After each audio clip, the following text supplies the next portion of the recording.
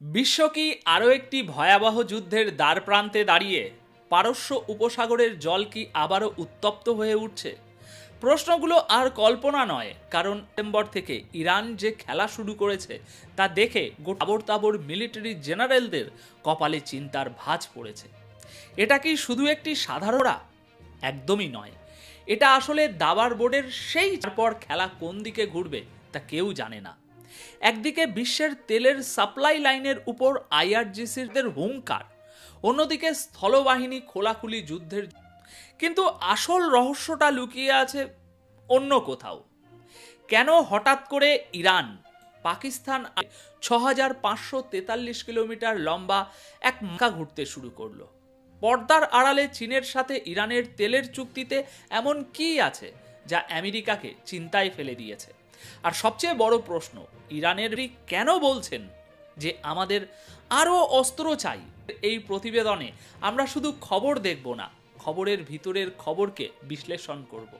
ইরানের এই ত্রিমুখী কৌশলের পিছনে লুকিয়ে থাকা সেই মাস্টার প্ল্যান কি তা জানতে হলে প্রতিবেদনটি শেষ পর্যন্ত আপনাকে দেখতেই হবে। তাহলে চলুন শুরু করা যাক। আপনারা দেখছেন এটাই রিয়ালিটি, আর আমি আপনাদের সাথে আছি অনুপ বিশ্বাস। দর্শক, আজ 4 ডিসেম্বর থেকে ইরান সমুদ্রে তার শুরু করেছে। আইআরজিসি নেভি কমান্ডার মোহাম্মদ দুদিনের এক বিশাল নৌমহড়ার ঘোষণা করেছে। কিন্তু প্রশ্ন হলো, এটা কোন যুদ্ধের প্রস্তুতি ভাই? দর্শক, এই মহড়ার অবস্থানটা একবার বুঝে নিন। এটা কিন্তু অত্যন্ত কৌশলগত একটা এলাকা। পুরো পারস্য উপসাগর, 3টে দ্বীপপুঞ্জ, হরমুজ প্রণালী এবং ওমান উপসাগর, অর্থাৎ সেই পুরো গোটা বিশ্বের তেল সরবরাহ হয়। আর সেখানেই এবার তার বিশেষ নৌ কমান্ডো এবং সামুদ্রিক অভিযানের শক্তি প্রদর্শন করতে চলেছে। এবার এটাও জেনে নিন যে ইরানের কমান্ডার নাজেরি কে ছিলেন, যার নামে এই মহড়া অনুষ্ঠিত হচ্ছে। তিনি কেন এত গুরুত্বপূর্ণ?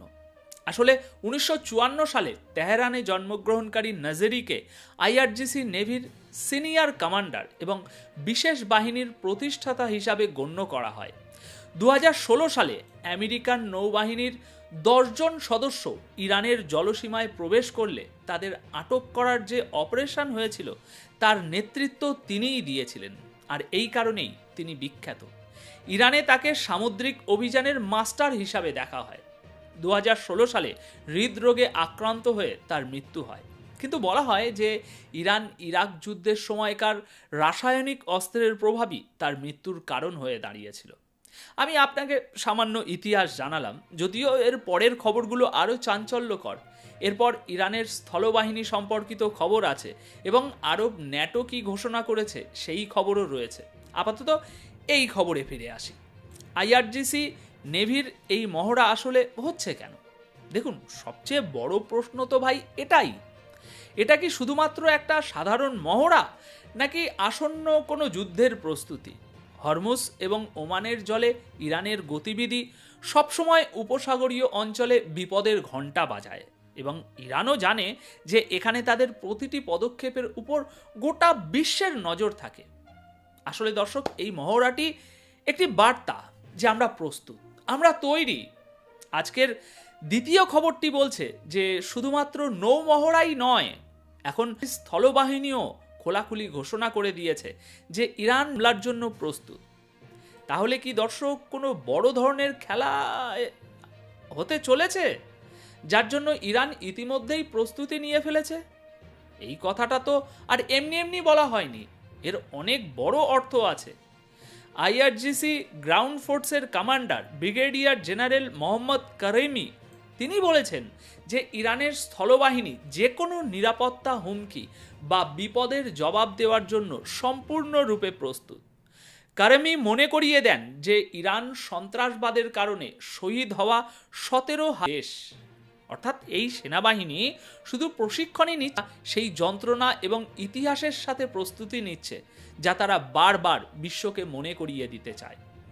সুতরাং বার্তাটা স্পষ্ট, সমুদ্রে আইআরজিসি নেভি শক্তি প্রদর্শন করতে চলেছে এবং স্থলে আইআরজিসি স্থলবাহিনী সম্পূর্ণ যুদ্ধের জন্য প্রস্তুত। তাহলে এই সব কিছু কি কোনো বড় হামলার আগের প্রস্তুতি, নাকি যুদ্ধের আবহাওয়া তৈরি হতেই ইরান গোটা পৃথিবীকে এটা দেখাতে চাইছে যে তারা জল, স্থল এবং আকাশ এই তিন ক্ষেত্রেই পুরোপুরি প্রস্তুত। দুটো ঘটনা একই সাথে ঘটা একটাই কথা বলছে, ইরান করতে চায় না, কিন্তু যুদ্ধের জন্য তাদের প্রস্তুতি কোথাও থেকে আগুনের স্ফুলিঙ্গ ওঠে তাহলে তার জবাবও সেই স্তরের দেয়া হবে। এবার কিছু শিরোনাম থেকে পুরো বিষয়টা বুঝে নিন যে ইরান কিভাবে তার চারপাশে বন্ধুত্বের এমন একটি জাল বুনছে যেখানে শত্রুরা জড়িয়ে পড়তে বাধ্য। দেখুন, ইরান থেকে একটি সতর্ক বার্তা এসেছে, বা বলা ভালো একটি প্রয়োজনের উপর জোর দেয়া হয়েছে। আব্বাস আরাকাচি, ইরানের বিদেশ মন্ত্রী, গতকাল ৩রা ডিসেম্বর তাসনিম নিউজ এজেন্সির শিরোনাম বলছে, আরাকাচি ইরানের প্রতিরক্ষার উপরে জোর দিয়েছেন। আব্বাস আরাকাচি বলেছেন যে ইরানের আরও বাড়ানো দরকার, ইরানকে আরও নতুন অস্ত্র তৈরি করতে হবে এবং বাইরে থেকেও আনতে হবে। এসব কেন হচ্ছে? আর যদি হচ্ছেই, তাহলে সেই বিষয়ে বিবৃতি কেন সামনে আসছে? এই কাজ তো চুপিসারেও করা যেত। আসলে প্রস্তুতি এবং ঘোষণা দুটোই একসাথে চলছে। প্রস্তুতি শত্রুর সাথে নিজের লড়াই করার জন্য, আর ঘোষণা শত্রুকে সতর্ক করার জন্য হবে। বিশেষ করে ইসরায়েলের জন্য, যেখান থেকে কানাঘুষো শোনা যাচ্ছে যে তারা হয়তো আবার ইরানের উপরে হামলা করতে পারে, এই ডিসেম্বরে না হলেও জানুয়ারিতে। তাই পরিস্থিতি বেশ উত্তপ্ত, আর সেই কারণেই এই ধরনের বিবৃতি এবং প্রয়োজনের উপরে জোর দেওয়া হচ্ছে।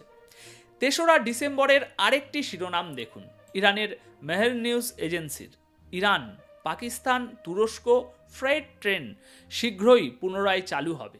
এটি একটি মালগাড়ির রেল লাইন যা আবার চালু হতে চলেছে। এর কার্যকলাপ আবার শুরু হতে চলেছে। কোথা থেকে? এই ট্রেনটি ইসলামাবাদ থেকে ছেড়ে কোয়েটা হয়ে ইরানে প্রবেশ করবে এবং ইরানের কেরমান, তেহরান, তবরিজ হয়ে তুরস্কের আঙ্কারা ও ইস্তাম্বুল পর্যন্ত যাবে।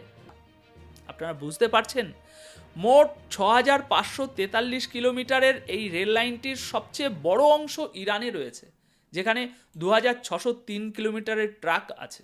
অন্যদিকে পাকিস্তান ও তুরস্কে প্রায় ২০০০ কিলোমিটার করে ট্র্যাক পাতা আছে।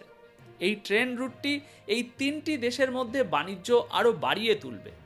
নাম তো এটা মালগাড়ি, কিন্তু দেখে মনে হচ্ছে যেন তারা একটি ব্লক তৈরি করেছে। সবাই জানে সবাই কোনো না কোনো দিন টার্গেট হতে পারে, তাই প্রস্তুতি তো সবাইকেই রাখতে হবে। আর কথায় আছে না, এক থাকলে সুরক্ষিত থাকা যায়। এদিকে তেল কেনা বাড়িয়েছে বলছে পশ্চিমা মিডিয়া, জানাচ্ছে যে চীন ইরান থেকে তেল কিনছে এবং এই কেনাকাটার পরিমাণ বাড়িয়ে দিয়েছে, অর্থাৎ বেশি করে তেল কিনছে। আরও বলা হচ্ছে যে দুটো জাম্বো, অর্থাৎ দুটি বড় জাহাজ ইরান থেকে চীনের দিকে রওনা। এই তেল কেনা ইরানকে কি নিয়ে আসবে? ইরানে কি নিয়ে আসবে? এটা ইরানে টাকা নিয়ে আসবে। টাকা এলে ইরান যে কোনো দেশ থেকে অস্ত্র কিনতে পারবে। তেলের বিনিময়ে চীন থেকেও অস্ত্র পাওয়া যেতে পারে, বা অস্ত্র তৈরির সরঞ্জাম অথবা টাকা, যা দিয়ে নিজের অর্থনীতিকে চাঙ্গা করা যাবে। মানে মোদ্দা কথা হলো, ইরানের উপর যত নিষেধাজ্ঞা আরোপ করা হচ্ছে, ইরান ততই তার সেই সব বন্ধুদের সাথে ব্যবসা বাড়াচ্ছে যারা এমনিতেই আমেরিকা এবং পশ্চিমের শত্রু, যেমন চীন এবং রাশিয়া। তাই ইরান এই দিক থেকেও নিজেকে শক্তিশালী করছে। তাহলে দর্শক, পুরো ছবিটা এখন আপনাদের সামনে পরিষ্কার। ইরানের এই পদক্ষেপগুলো কোনো বিচ্ছিন্ন ঘটনা নয়, বরং এটি একটি সুচিন্তিত এবং বহুমুখী কৌশলের অংশ। একে আমি বলি 3 ডাইমেনশনাল চেকপোর্ট স্ট্র্যাটেজি। প্রথম মাত্রাটি সামরিক, যেখানে নৌমহড়া এবং স্থলবাহিনীর প্রস্তুতি দেখিয়ে ইরান তার শত্রুদের, বিশেষ করে ইসরায়েল এবং আমেরিকাকে সরাসরি বার্তা দিচ্ছে যে কোনো রকম আক্রমণের চেষ্টা হলে তার ফল হবে মারাত্মক। এটা হলো শক্তির প্রদর্শন। দ্বিতীয় মাত্রাটি অর্থনৈতিক, যেখানে চীনকে তেল বিক্রি করে এবং নিষেধাজ্ঞা সত্ত্বেও নিজের অর্থনীতিকে বাঁচিয়ে রাখার চেষ্টা করছে ইরান। টাকা ছাড়া যুদ্ধ হয় না, আর ইরান সেই টাকার যোগান নিশ্চিত করতে তার বন্ধুদের দিকে হাত বাড়িয়েছে। এবং তৃতীয় মাত্রাটি হলো কূটনৈতিক ও কৌশলগত, যেখানে পাকিস্তান ও তুরস্কের সাথে মালগাড়ি চালু করার মাধ্যমে ইরান কেবল বাণিজ্যই নয়, একটি নতুন ভূরাজনৈতিক অক্ষ বা ব্লক তৈরি করছে। এই ব্লকটি ভবিষ্যতে আমেরিকার প্রভাবকে এই অঞ্চলে সরাসরি কিছুটা হলেও চ্যালেঞ্জ জানাতে পারবে। সুতরাং বুঝতেই পারছেন, ইরান শুধু যুদ্ধের জন্য প্রস্তুতি নিচ্ছে না, ইরান আসলে যুদ্ধ ছাড়াই জেতার চেষ্টা করছে। তারা এমন একটি পরিস্থিতি তৈরি করছে যেখানে শত্রুরা হামলা করার আগে 10 বার ভাবতে বাধ্য হবে। এটা শুধু সামরিক শক্তি নয়, এটা বিচক্ষণতা এবং দূরদর্শিতার খেলা। আগামী দিনে নজর রাখতে হবে ইরানের এই পাতা ফাঁদে তার শত্রুরা পা দেয় নাকি নতুন কোনো চালের জন্য অপেক্ষা করে। আজকের এই বিশ্লেষণ যদি আপনাদের ভালো লেগে থাকে তাহলে আমাদের সাথে থাকুন, কারণ খবরের গভীরে যা লুকিয়ে থাকে আমরা তাকেই আপনাদের সামনে তুলে ধরি।